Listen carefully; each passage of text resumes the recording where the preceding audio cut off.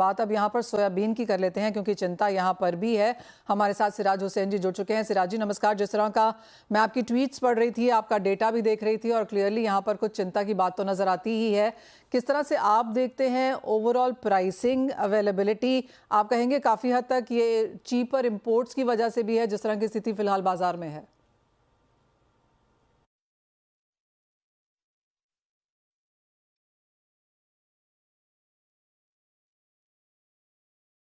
जाते हुए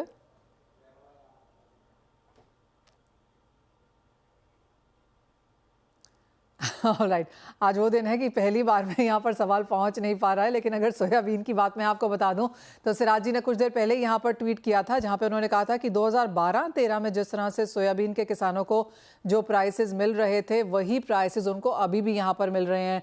सिराज जी, मैं आपका ट्वीट का वर्णन यहाँ पर कर रही थी कि 10-12 सालों में किसानों की आय, यहाँ पर सोयाबीन किसानों की आय तो एटलीस्ट बढ़ती हुई नजर नहीं आई। जी देखिए, सोयाबीन के प्राइसेस कम होने की दो वजह हैं। एक तो cheaper import of palm oil तो है ही, दूसरी बात यह है कि यूएस और ब्राजील में बहुत अच्छी क्रॉप है सोयाबीन की इस साल। तो अगर उनके यहाँ बहुत अच्छी क्रॉप है तो सोया मील के प्राइसेस भी डिप्रेस्ड रहेंगे, ग्लोबल प्राइसेस। और सोयाबीन की जो क्रॉप है वो बेसिकली ऑयल सीड की क्रॉप नहीं है बल्कि मील की क्रॉप है।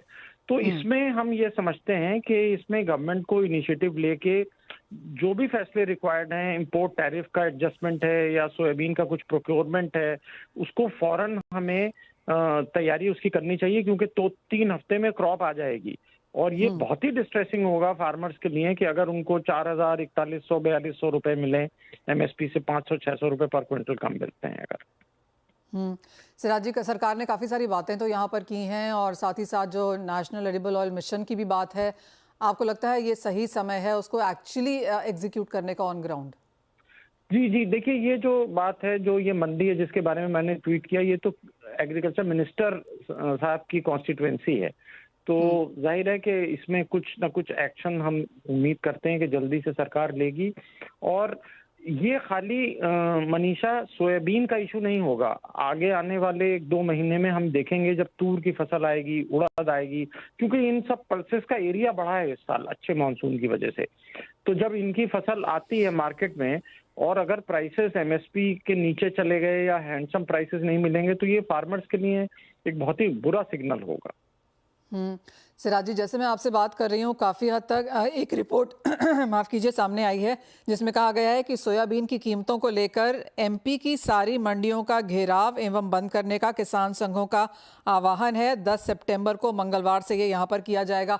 तो क्लियरली जैसे आपने भी कहा कि एक रोष तो यहाँ पर है। पिछले कई दिनों में ऐसे काफ़ी सारे फॉरवर्ड्स और वीडियोज़ हमने देखे हैं जहाँ पर सोयाबीन के किसान ऑन ग्राउंड हैं, लेकिन क्लियरली उससे कुछ बात नहीं बनी। और जिस तरह से ये अभी ये फॉरवर्ड्स ही हैं ऑफकोर्स, और इसकी हम पुष्टि भी यहाँ पर करेंगे, लेकिन 10 सितंबर जो कि मंगलवार है तब से माना जा रहा है कि एक बड़ा प्रदर्शन या प्रोटेस्ट यहाँ पर एमपी में शायद बनता हुआ दिखेगा। जी मुझे लगता है गवर्नमेंट फौरन कुछ ना कुछ एक्शन लेगी। इसके लिए एम्पावर्ड ग्रुप ऑफ मिनिस्टर है, वो उसको चेयर करते हैं। तो टैरिफ एडजस्टमेंट और असल में we need a much more agile policy making in current times.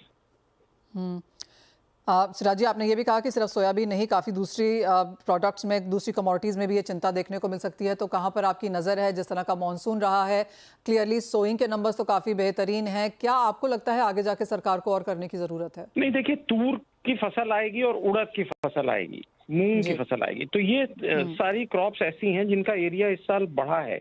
तो फार्मर्स ने बहुत अच्छा सिग्नल इसको लेते हुए एरिया इसका बढ़ाया और अब वो ये उम्मीद करेंगे कि उनको एक हैंडसम प्राइस मिलना चाहिए। आप देखिए कि पल्सेस के एरिया में 7.3% का इंक्रीज है पिछले साल से। तो फार्मर्स की ये एक्सपेक्टेशन है कि क्योंकि साल भर प्राइसेस बहुत हाई रहे हैं, तो जब अब उनकी फसल आती है तो उनको भी उसका फायदा होगा, ये उनकी उम्मीद है। और इस उम्मीद को अगर नहीं पूरा कर पाते हैं तो फिर ये जाहिर है कि उनके लिए बहुत डिप्रेसिंग होगा। एब्सोल्युटली। तो क्लियरली देखना होगा कि अगले हफ्ते में क्या कुछ आता है। और जैसे सिराज जी कह रहे हैं 3 हफ्ते में नई फसल बाजार में आनी शुरू हो जाएगी। तो जो भी फैसला है सरकार की तरफ से ताकि किसानों को अच्छा दाम यहाँ पर मिले, वो इस बीच यहाँ पर आना शायद इंपॉर्टेंट होगा। सिराज जी, एज ऑलवेज बहुत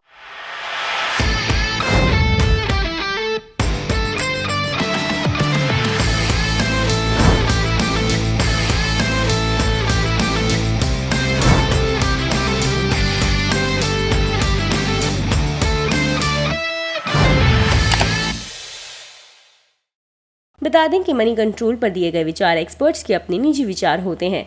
वेबसाइट या मैनेजमेंट इसके लिए उत्तरदायी नहीं है। यूजर्स को मनी कंट्रोल की सलाह है कि कोई भी निवेश निर्णय लेने से पहले सर्टिफाइड एक्सपर्ट की सलाह लें।